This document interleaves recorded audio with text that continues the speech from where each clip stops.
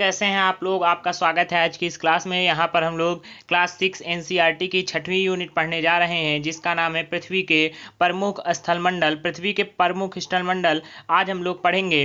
तो देखिए, यहाँ पर हम लोग स्थलमंडलों के बारे में बात करेंगे।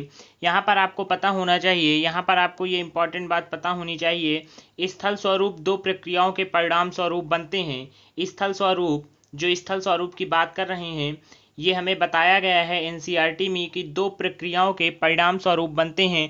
आपको यह जानकर आश्चर्य होगा कि मैदान जिस भाग पर आप खड़े हैं उसमें धीरे धीरे गति हो रही है, पृथ्वी के अंदर लगातार गति हो रही है। प्रथम या आंतरिक प्रक्रिया के कारण बहुत से स्थानों पर पृथ्वी की सतह कहीं ऊपर उठ जाती है तो कहीं धंस जाती है। तो जिस पृथ्वी पर हम लोग रहते हैं वो समतल तो है, लेकिन क्या क्या होता है, पृथ्वी के अंदर होने वाले मोशन के कारण ये कहीं कहीं पर उठ जाती है और कहीं कहीं पर नीचे की तरफ धंस जाती है। तो जहां पर ये नीचे की तरफ धंस जाती है वहां पर झीलों का निर्माण होता है, तथा ऊपर की तरफ जहां पर उठी होती हैं उसे हम पर्वत बोलते हैं और कभी कभी पठार भी बोलते हैं। तो यही सारी चीजें हम लोगों को यहाँ पर समझनी है। ये बहुत ही इंपॉर्टेंट है चैप्टर। क्योंकि हम यहाँ पर समझेंगे कि झीलें क्या होती हैं, पर्वत क्या होते हैं और पठार क्या होते हैं, सहायक नदियाँ क्या होती हैं, डेल्टा क्या होते हैं।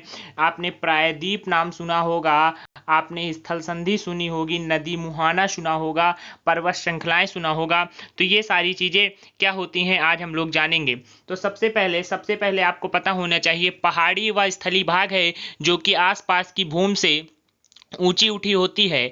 पहाड़ी क्या होते, पहाड़ क्या होते, जैसे आसपास की भूमि का लेवल ऐसे है बेस और कहीं पर काफी ऊपर की तरफ उठ जाता है तो उसे हम क्या बोलते हैं, पहाड़ बोलते हैं। उसे हम क्या बोलते हैं, पहाड़ बोलते हैं। पहाड़ी व स्थली भाग है जो कि आसपास की भूमि से ऊंची उठी होती हैं।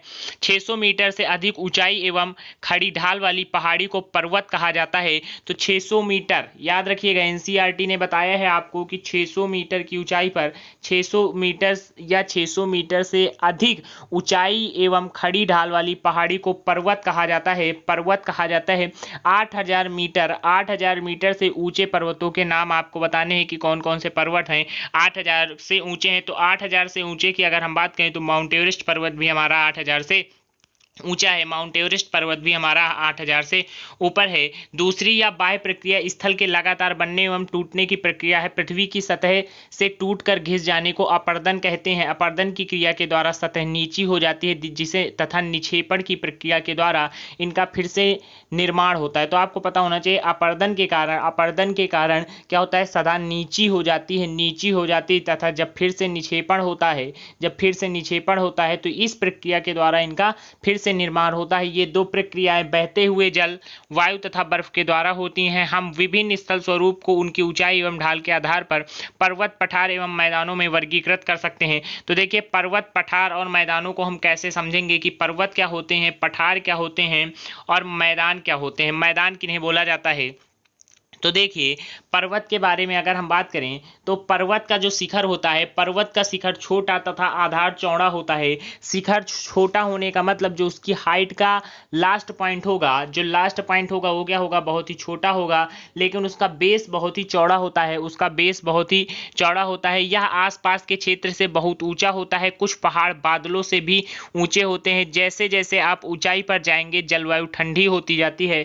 तो आपको एनसीईआरटी ने बताया है कि पर्वत का शिखर बहुत ही छोटा होता है, तथा जो उसका बेस होता है, जो उसका आधार होता है, वो बहुत ही चौड़ा होता है। कुछ पर्वतों पर हमेशा जमी रहने वाली बर्फ की नदियां होती हैं, इन्हें हिमानी कहा जाता है। तो पर्वत पर जो बर्फ की नदियां होती हैं उन्हें हिमानी कहा जाता है। तो याद रखिए, हिमानी की परिभाषा एनसीईआरटी में बताई गई है कि जो पर्वतों पर बर्फ जमी रहती है, जो बर्फ की नदियां रहती हैं, उन्हें हिमानी कहा जाता है। कुछ ऐसे भी पर्वत हैं जो समुद्र के अंदर हैं, जिन्हें हम लोग नहीं देख सकते, तो आपको ये भी पता होना चाहिए कि समुद्र के अंदर भी कुछ पर्वत हैं। पर्वत एक रेखा के क्रम में व्यवस्थित हो सकते हैं, जिसे श्रृंखला कहा जाता है। क्या कहा जाता है, जिसे हम लोग श्रृंखला कहते हैं। और देखिए, यहाँ पर एक वलित पर्वत का उदाहरण दिया गया है, वलित पर्वत है। आगे हम लोग देखेंगे कि वलित पर्वत क्या होते हैं। तो आपको पता होना चाहिए पर्वत 3 प्रकार के होते हैं और पर्वत में कैसे भिन्नता आती है। वलित पर्वत, भ्रंशोत्थ पर्वत, ज्वालामुखी पर्वत, पर्वतों में कैसे विभिन्नता आती है। पर्वतों को हम बोल सकते हैं कि कैसे अलग अलग मानते हैं। तो जो उनकी ऊंचाई होती है, जो आकार होता है, ऊंचाई और आकार के आधार पर हम पर्वतों को अलग अलग तरीके से मानते हैं। वलित पर्वत होता है, भ्रंशोत्थ पर्वत होता है, ज्वालामुखी पर्वत होता है। हिमालय तथा आल्प्स वलित पर्वत हैं। हिमालय तथा आल्प्स पर्वत वलित पर्वत है जिनकी सतह ऊबड़ खाबड़, ध्यान दीजिएगा, सबसे पहले आपको बताया गया है आल्प्स वलित पर्वत के बारे में बताया गया है, जिनकी सतह ऊबड़ खाबड़ होती है। सतह कैसी होती है? सतह ऊबड़ खाबड़ तथा शिखर शंक्वाकार होते हैं, कोन के शेप में होते हैं। तो आपको बताया गया है, आपको वलित पर्वत के बारे में बताया गया है। भारत की अरावली श्रृंखला विश्व की सबसे पुरानी वलित पर्वत श्रृंखला है। तो देखिए, अगर आपसे पूछा जाए कि भारत की भी सबसे पुरानी श्रृंखला और विश्व की सबसे पुरानी श्रृंखला, तो अरावली श्रृंखला याद रखना है आपको। अरावली नाम है, क्या नाम है? अरावली पर्वत श्रृंखला विश्व की सबसे पुरानी पर्वत श्रृंखला है। विश्व की सबसे पुरानी पर्वत श्रृंखला कौन है? तो अरावली आप बोलेंगे। आंसर क्या बोलेंगे? अरावली पर्वत श्रृंखला को विश्व की सबसे पुरानी पर्वत श्रृंखला बोला जाता है। अपर्दन की प्रक्रिया के कारण यह श्रृंखला घिस गई है। उत्तरी अमेरिका के अपलेशियन तथा रूस के यूराल पर्वत गोलाकार दिखाई देते हैं एवं इनकी ऊंचाई कम है। ये बहुत पुराने वलित पर्वत हैं। तो वलित पर्वतों के बारे में भी आपको बताया गया कि यूराल पर्वत भी वलित पर्वत का उदाहरण है। जब बहुत बड़ा भाग टूट जाता है तथा ऊर्ध्वाधर रूप से विस्थापित हो जाता है, तब भ्रंशोत्थ पर्वत का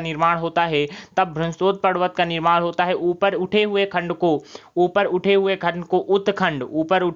को उत्खंड तथा जो खंड नीचे की तरफ धंसा होता है उसे द्रोणिका भ्रंश कहते हैं। यहाँ पर कोन के शेप में जो उसका शीर्ष है वो शंक्वाकार नहीं होता है। भ्रंशोत्थ पर्वत में क्या होता है? इस तरीके का फिगर होता है। कहीं पर ऊपर उठा हुआ होगा, कहीं पर आपको ऊपर उठा हुआ मिलेगा, तो कहीं पर क्या होगा? कहीं पर नीचे की तरफ वो धंसा हुआ होता है, जिसे द्रोणिका भ्रंश कहते हैं। और ऊपर उठे हुए भाग को उत्खंड भ्रंश कहते हैं। यूरोप की राइन घाटी, ध्यान दीजिएगा, यूरोप की राइन घाटी तथा वासजेस पर्वत भ्रंशोत्थ पर्वत के उदाहरण हैं। तो आपको ये दोनों उदाहरण पता होने चाहिए, राइन घाटी तथा वासलेस पर्वत भ्रंशोत्थ पर्वत के उदाहरण है। तो ये भ्रंशोत्थ पर्वत का एग्जाम्पल आपको दिया गया है कि इस तरीके से शेप में होते हैं। ऊपर की तरफ उठे होंगे, नीचे की तरफ धंसे होते हैं। ऊपर की तरफ उठे हुए भाग को उत्खंड भ्रंश कहा जाता है और नीचे की तरफ धंसे हुए भाग को द्रोणिका भ्रंश कहा जाता है। ज्वालामुखी पर्वत ज्वालामुखी क्रियाओं के कारण बनते हैं। अफ्रीका का माउंट किलिमंजारो, ध्यान दीजिएगा, माउंट किलिमंजारो तथा जापान का फ्यूजियामा ज्वालामुखी पर्वत हैं। जापान का फ्यूजियामा तथा अफ्रीका का माउंटेन किलिमंजारो तथा फ्यूजियामा, दो नाम आपको अच्छे से याद रखने हैं। माउंटेन किलिमंजारो तथा फ्यूजियामा। माउंटेन किलिमंजारो कहाँ पर है? अफ्रीका में है। माउंटेन किलिमंजारो अफ्रीका का है तथा फ्यूजियामा जापान का है। और ये दोनों ज्वालामुखी पर्वत हैं। ज्वालामुखी पर्वत कैसे बनते हैं? ज्वालामुखी क्रियाओं के कारण बनते हैं। इन्हें ज्वालामुखी पर्वत कहा जाता है। अगर पर्वत की बात करें तो पर्वत हमारे लिए बहुत प्रकार से लाभदायक होते हैं। जल के श्रृंगाकार होते हैं, बहुत सी नदियों का स्रोत पर्वतों में स्थित हिमानियों में होता है। हिमानियां आपको बता दी गई। पर्वत पे जो बर्फ की नदियां होती हैं उन्हें हिमानी बोला जाता है।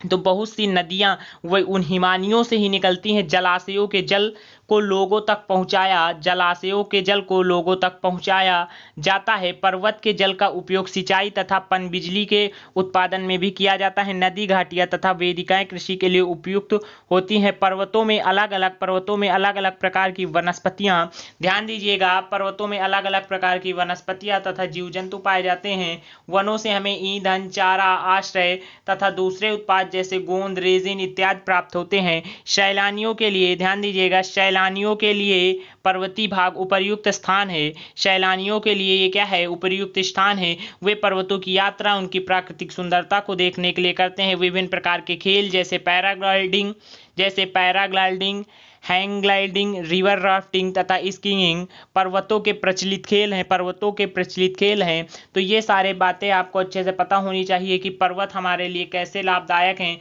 वहाँ पर बहुत सारे खेल खेले जाते हैं, बहुत सारे नेशनल लेवल पे, इंटरनेशनल लेवल पे गेम होते हैं और नदियाँ भी बहुत सारी उन्हीं हिमानियों से होकर निकलती हैं। अगर पठार की बात करें, पठार क्या होते हैं? पर्वत तो आपने समझ लिया। पठार की अगर बात करें, पठार उठी हुई एवं सपाट भूमि होती है या आसपास के क्षेत्रों से अधिक उठा हुआ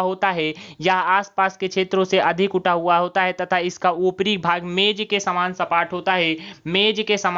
होता है। इस तरीके का कुछ होता है, इस तरीके के पठार होते हैं। तो इनका आपको आकार पता होना चाहिए कि मेज के तरीके से सपाट होता है। मेज के तरीके से इनका जो ऊपरी भाग होता है, जो शीर्ष भाग होता है, वो सपाट होता है।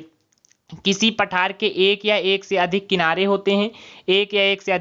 होते हैं जिनके ढाल खड़े होते हैं। पठारों की ऊंचाई प्रायः कुछ 100 मीटर से लेकर कई हजार मीटर तक होती है, जबकि पर्वत की ऊंचाई 600 मीटर से अधिक होती है।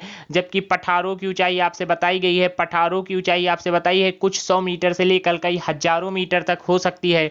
पर्वतों की तरह पठार भी नए या पुराने हो सकते हैं। भारत में दक्कन पठार, ध्यान दीजिएगा, मोस्ट इंपॉर्टेंट है। भारत में दक्कन पठार, एनसीईआरटी ने बताया है, दक्कन पठार पुराने पठारों में से एक है। केन्या, तंजानिया तथा युगांडा का पूर्वी अफ्रीकी पठार, देखिए केन्या, ध्यान दीजिएगा, केन्या, तंजानिया तथा युगांडा का पूर्वी अफ्रीकी पठार तथा ऑस्ट्रेलिया का पश्चिमी पठार इस प्रकार के उदाहरण हैं। और आपको तिब्बत का पठार भी दिखाया गया है। इसके बाद पहले आप तिब्बत का पठार देखे थे, 5वीं यूनिट में आप तिब्बत का पठार देखे थे। विश्व का सबसे ऊंचा पठार है तिब्बत पठार को विश्व का सबसे ऊंचा पठार एनसीईआरटी ने बताया है। तो विश्व का सबसे ऊंचा पठार कौन सा है? तिब्बत का पठार, जिसकी ऊंचाई माध्य समुद्र तल से 4000 से लेकर 6000 मीटर तक है। 4000 से लेकर 6000 मीटर तक की है। इसके बाद जैसे हमें पर्वतों के यूज बताए गए थे कि पर्वत का क्या क्या यूज है, उसी तरीके से पठार के बोले गए हैं। तो पठारों की अगर बात करें तो खनिजों की प्रचुरता होती है। पठारों में खनिजों की प्रचुरता होती है। यही कारण है कि विश्व के बहुत से खनन क्षेत्र पठारी भागों में स्थित हैं। अफ्रीका का पठार सोना एवं हीरो के खनन के लिए प्रसिद्ध है। अफ्रीका का जो पठार है वो सोना तथा हीरा के लिए खनन के लिए प्रसिद्ध है। भारत में छोटा नागपुर का पठार, आपने नाम सुना होगा। भारत में छोटा नागपुर के पठार में लोहा, कोयला तथा मैंगनीज के बहुत बड़े भंडार हैं। छोटा नागपुर का पठार आपने जरूर सुना होगा। तो छोटा नागपुर का पठार क्यों प्रसिद्ध है? छोटा नागपुर का पठार इसलिए प्रसिद्ध है क्योंकि वहां पर लोहा, कोयला तथा मैंगनीज के बहुत बड़े भंडार पाए जाते हैं। लोहा, कोयला तथा मैंगनीज के बहुत बड़े भंडार पाए जाते हैं, इसलिए ये बहुत ही ज़्यादा प्रसिद्ध है। यहाँ पर बताया गया है पठारी क्षेत्रों में बहुत से जलप्रपात हो सकते हैं क्योंकि यहाँ नदियाँ ऊंचाई से गिरती हैं। भारत में छोटा नागपुर पठार पर स्वर्णरेखा नदी पर स्थित हुंडरू जलप्रपात, ठीक है। तो आपको एक जलप्रपात याद रखना है। हुंडरू जलप्रपात की अगर हम बात करें तो छोटा नागपुर पठार पर स्वर्णरेखा नदी पर स्थित है। तथा कर्नाटक में जोग जलप्रपात, ये सारे जलप्रपात आपको याद रखने हैं। हुंडरू जलप्रपात, जोग जलप्रपात इस प्रकार के जलप्रपातों के उदाहरण हैं, इस प्रकार के जलप्रपातों के उदाहरण हैं। तो ये सारी बातें आपको याद रखनी है, ये सारी बातें आपको याद रखनी है। इसके नेक्स्ट क्लास में हम लोग मैदानों पर चर्चा करेंगे कि मैदान क्या होते हैं।